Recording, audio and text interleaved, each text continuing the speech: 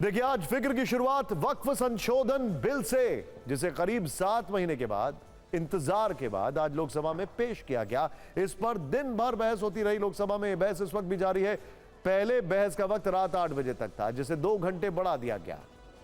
अब रात 10 बजे इस बिल पर वोटिंग होगी और नतीजे देश के सामने होंगे। लेकिन इस बिल पर आज संसद से सड़क तक हंगामा मचा।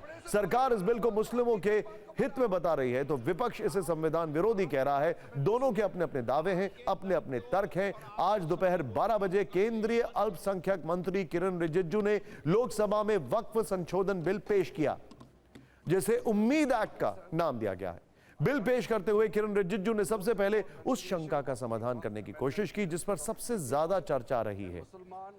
किरण रिजिजू ने कहा कि सरकार मस्जिदों के संचालन में हस्तक्षेप नहीं करेगी। वैसे तो बिल में वक्फ कानून को लेकर कई बदलाव किए गए हैं। हम आपको 5 बड़े बदलाव बताने वाले हैं। पहला बदलाव, वक्फ बोर्ड पहले किसी भी जमीन पर अपना दावा कर सकता था, अब नहीं कर पाएगा। दूसरा बदलाव, वक्फ बोर्ड में गैर मुस्लिम और महिलाएं भी सदस्य होंगे। हालांकि गृह मंत्री अमित शाह ने साफ किया कि वक्फ के धार्मिक कार्यों में गैर मुस्लिम शामिल नहीं होंगे। तीसरा बदलाव, सरकारी संपत्तियों पर वक्फ बोर्ड का दावा खत्म हो जाएगा। चौथा बदलाव, बिना कागजात कोई संपत्ति वक्फ बोर्ड की नहीं होगी। पांचवा बदलाव, वक्फ ट्राइब्यूनल के फैसले को कोर्ट में चुनौती दी जा सकती है।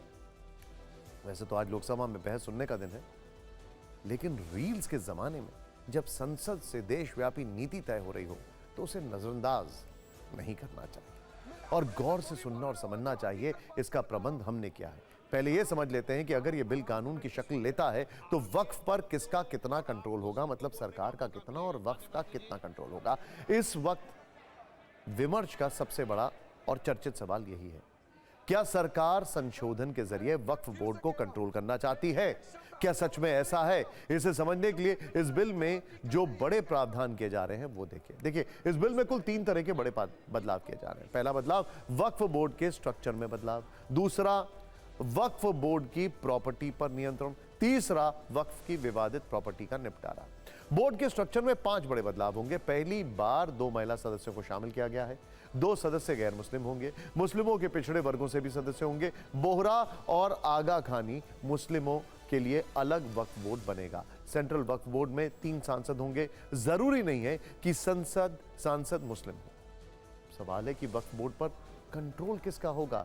नए बदलाव के हिसाब से सरकार ने वक्फ बोर्ड पर शिकंजा कसा है। सरकार सीधे सीधे तो वक्फ पर कंट्रोल नहीं कर रही है, लेकिन बोर्ड की मनमानी वाले नियम को रोकने के लिए कई उपाय हैं। जैसे अब सीएजी या सरकार वक्फ का ऑडिट कर पाएगी। जिला कलेक्टर के पास वक्फ की प्रॉपर्टीज के सर्वे का अधिकार होगा। अब जिला कलेक्टर के ऑफिस में वक्फ की प्रॉपर्टी रजिस्टर करानी होगी। अगर विवादित संपत्ति पर कलेक्टर मोहर नहीं लगाएगा तो उसे वक्फ की प्रॉपर्टी नहीं मानी जाएगी। यही नहीं, अब बिना कागजात कोई संपत्ति वक्फ बोर्ड की नहीं मानी जाएगी, यानी दस्तावेज दिखाने होंगे। तो अब तक का निचोड़ यह है कि सरकार का कंट्रोल बढ़ेगा और वक्फ का कम होगा। वैसे वक्फ संशोधन बिल को लेकर अफवाह बनाम सच की गति भी रफ्तार पकड़ती जा रही है। सरकार का कहना है कि बिल के बारे में ऐसी अफवाह उड़ाई जा रही हैं जिसका वास्तविकता से कोई लेना देना नहीं है। अफवाह है कि बिल के पास होने से वक्फ की संपत्ति तो छोड़िए, मस्जिदों और कब्रिस्तानों पर सरकार का कब्जा हो जाएगा। सच्चाई यह है कि ऐसा कुछ भी नहीं होने वाला है। बिल में ऐसा कोई प्रावधान ही नहीं। यह कहा जा रहा है कि वक्फ की सारी संपत्ति सरकार ले लेगी। यह पूरी तरह से झूठ है। वक्फ की संपत्ति वक्फ बोर्ड के पास ही रहेगी। यह भी दावा किया जा रहा है कि वक्फ बोर्ड पर गैर मुस्लिमों का कब्जा हो जाएगा। सच्चाई यह है कि वक्फ बोर्ड में गैर मुस्लिम सदस्य तो बन पाएंगे, लेकिन वो किसी चीज पर कब्जा नहीं कर पाएंगे। वैसे लोकसभा में बहस पर चर्चा के दौरान विपक्ष बार बार यह कहता रहा कि सरकार मुस्लिमों की जमीन पर कब्जा करने की कोशिश कर रही है। इन आरोपों को बेबुनियाद बताती रही है सरकार। इस पर भी जब मामला नहीं थमा तो खुद गृह मंत्री अमित शाह ने मोर्चा संभाल लिया। आपके माध्यम से, इस सदन के माध्यम से देश भर के मुसलमान भाइयों बहनों को कहना चाहता हूं, आपके वक्फ में एक भी नॉन मुस्लिम नहीं आएगा। ये एक्ट में ऐसा कोई प्रावधान नहीं। मगर जो वक्फ बोर्ड है और वक्फ परिषद है, उसका काम क्या है? वक्फ की संपत्तियां मान्यवर बेच खाने वाले लोगों को पकड़कर इसके बाहर निकालने का। दिल्ली वक्फ बोर्ड ने उत्तरी रेलवे की भूमि वक्फ के नाम घोषित कर दी। हिमाचल में वक्फ की संपत्ति बताकर उस पर अवैध मस्जिद बनाने का काम किया।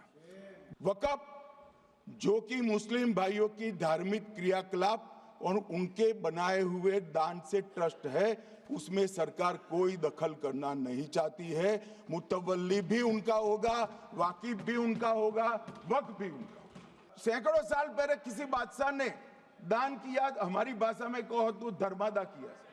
अब इसकी संपत्ति को आप 12,000 रुपये में 5 सितारा होटल बनाने के लिए दे देते हो, ये उचित है क्या? लाखों करोड़ों रुपए की भूमि मान्यवर और इनकम 126 करोड़ रुपया। ये कह रहे कलेक्टर क्यों रखा है? मुझे एक बात बताओ भाई, जो बता सकते हैं। अगर किसी मंदिर के लिए जमीन खरीदनी है तो जमीन की मालिकी किसकी है वो हमारे देश में कौन तय करता है? सबको मालूम है, कलेक्टर करता है सर, रेवेन्यू ऑफिसर वही है। तो अगर वक्फ की भूमि जो वक्फ कर रहा है उसकी है या नहीं है, इसकी जांच कलेक्टर करे तो इसमें आपत्ति क्या है? वैसे लोकसभा में गंभीर बहस के बीच कुछ हास परिहास का माहौल भी बना, जिसके केंद्र में अखिलेश यादव और गृह मंत्री अमित शाह रहे।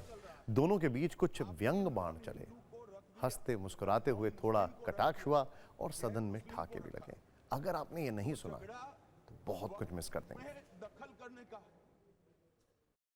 अध्यक्ष महोदय, मैं कहना चाहता हूं, ये जो बिल लाया जा रहा है, भारतीय जनता पार्टी में एक मुकाबला चल रहा है। भारतीय जनता पार्टी के अंदर मुकाबला चल रहा है कि खराब हिंदू कौन बड़ा है। और ये बात अध्यक्ष महोदय मैं ऐसे ही नहीं कह रहा हूं। जो पार्टी ये कहती हो कि दुनिया की सबसे बड़ी पार्टी है, अध्यक्ष महोदय वो अपना राष्ट्रीय अध्यक्ष नहीं चुन पाए अभी तक। अध्यक्ष महोदय भारतीय जनता पार्टी क्या है? मैं अखिलेश जी ने बहुत हंसते हंसते कहा है, इसको हंसते हंसते जवाब देना। ये सामने जितनी पार्टियां हैं उनका राष्ट्रीय अध्यक्ष उन 5 लोगों को ही चुनना है परिवार के। हमें माननीय अध्यक्ष जी करोड़ों सदस्यों में से 12-13 करोड़ सदस्य प्रक्रिया कर कर चुनना है तो देर लगती है। आपके यहाँ जरा भी देर नहीं लगेगी। मैं कह देता हूं अभी 25 साल तक आप अध्यक्ष हो जाओ, नहीं बदल सकता। गृह मंत्री अमित शाह जब लोकसभा में वक्फ बिल पर चर्चा के दौरान हस्तक्षेप भाषण दे रहे थे, तब अखिलेश यादव ने यूपी का जिक्र करते हुए उनसे पूछा कि ये भी तो बता दीजिए कि यूपी में योगी जी का क्या होगा। इस पर अमित शाह ने जवाब दिया कि वो भी रिपीट होंगे। वैसे लोकसभा में आज जब सरकार की तरफ से केंद्रीय अल्पसंख्यक मंत्री किरेन रिजिजू ने वक्फ संशोधन बिल पेश किया तो शेरो शायरी भी हुई। कांग्रेस की तरफ से जवाब की शुरुआत लोकसभा में पार्टी के उपनेता गौरव गोगोई ने की और इशारों में बिल का आरएसएस वाला रिश्ता पूछ लिया। किसी की बात कोई बदगुमा ना समझे, इस जमीन का दर्द कभी आसमान ना समझेगा। ये मैं दिल से कह रहा हूं, क्योंकि अच्छा सोच के साथ, बड़ा दिल के साथ, खुले मन से मैं ये प्रस्ताव आपके सामने में पेश कर रहा हूं। किस कौम को आप भ्रमित करना चाहते हैं?